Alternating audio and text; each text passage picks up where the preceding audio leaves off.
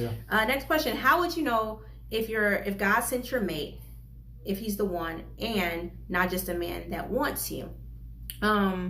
So I think that this is a lot. I get this question all of the time. I mean, it can be very controversial, but what I will say is, first of all, the word tells you to be equally yoked. So if you're a believer and he's not a believer, yeah, that's not it. God didn't send that, or it's not the right time. You gotta wait till he's a believer and he's really loving the Lord, not just to get you, but also because he wants a relationship with Jesus Christ. Also, you want to ask yourself, what is it that you desire? God promises to give you the desires of your heart if they're godly desires. That's why it's important to know the word. So I always teach in my one course that I have on dating with intention, write your deal breakers down, write your standards, your desires, and that's very important. So for example, write your negotiable and non-negotiable. I knew for me, I wanted someone that was a believer of Jesus Christ. He went to church. He loved the Lord, not just for me, but because he had a personal relationship with God. That was a deal breaker. Have other nice guys who were successful, who seem like they'd be great candidates, try to talk to me? Absolutely. But there was a deal breaker. If you don't know the Lord, they were just nice guys, but they didn't have a relationship with Jesus Christ.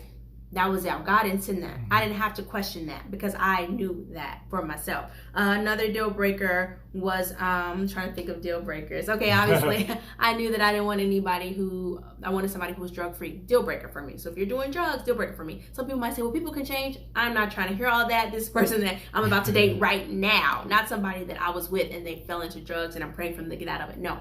So ask yourself certain things. And I think it boils down to what you desire for your life. I think you have to ask yourself in maturity what you really desire. And I think you can't look at just superficial things like, oh, he looked good, or oh, she looks good, or they got a good job. Yeah, they should have a job. You want them to be secure, all of those things. But what's the foundation? Do they have character, integrity? Are they honest? Are they loyal? Can they be trusted? Are they kind, or do they have an explosive temper? We know no one's perfect, but when I say explosive, they're bad mouthing you, cursing you out. Are they violent?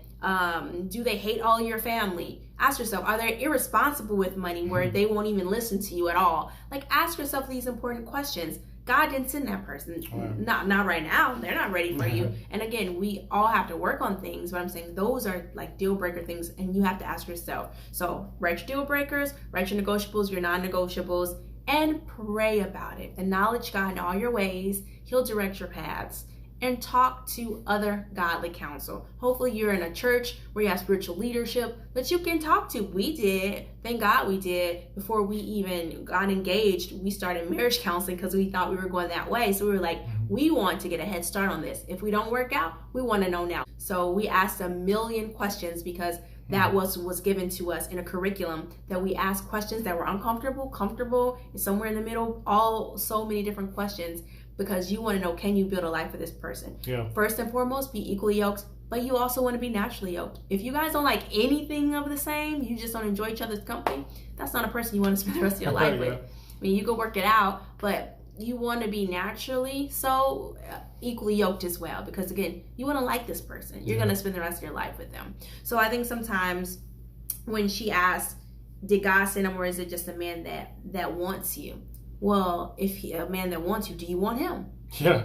Okay, and not for superficial reasons, because hopefully if you're a woman of God, man of God, you're not trying to have sex with them. So ask their purpose, their passions. Do your vision and their vision for life match up? These are just practical things. And if these things start to add up, you're equally yoked spiritually. Okay, you have similar goals for the future. Okay, family goals, you're family oriented things. Okay, you might have differences, but you guys can compromise on those differences. Okay, you love each other. Okay. No, you answered it. Okay. It's good. I think with it, sometimes we make it so deep, we want the Holy Spirit to say yes or no. Sometimes he will, but sometimes he'll show you signs along the way. I'll say this too. You really have to hear from God, and a lot of times you're not gonna hear an audible voice, but you'll feel peace on the inside, or you might feel like that red light, like it's And I think a lot of times people that feel that resistance on the inside, when we want God to speak to us, but then when we feel that, we question if it's God or not. It's like, well, we want to ignore it. Well, I don't know. You know, he does seem nice though. If you get into those, he does, or she does, or this nice though, but if you know, all those cousins.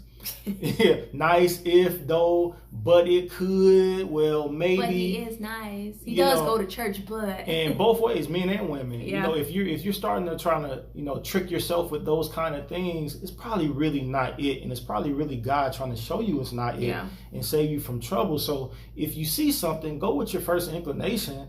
Don't ignore the red flags. Yeah, don't ignore. You see something, act on it, because this God's showing you that no, this is not it. Yeah. And then, you know, God know, well, they are a nice person, okay, and that's fine.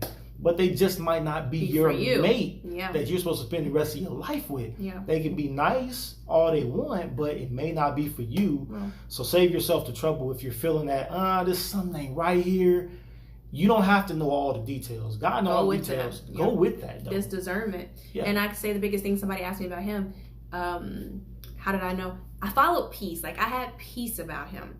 We kept sex out of the relationship because, honestly, I've been in relationships where there was sex involved. You can't think clearly. It's just not happening. Mm-hmm. Okay? And so we kept that out, and I was able to hear God clearly. And when I met him, the first thing I felt was peace, a calm. And then we still had to walk it out just because I thought he was my husband, which I did. Didn't mean I said, oh, you're my husband, we're married now. No, let's walk this thing out in wisdom. Let's get some wise counsel. Let's take these courses, this curriculum. Let's talk about stuff. Let's see if we're equally yoked. And then when you're dating, pay attention to how they act, how they respond, how they act when they think you're not watching. Ask other people about their character. Pay attention, you know? And all those things added up. And that's how we knew that we were meant to be together.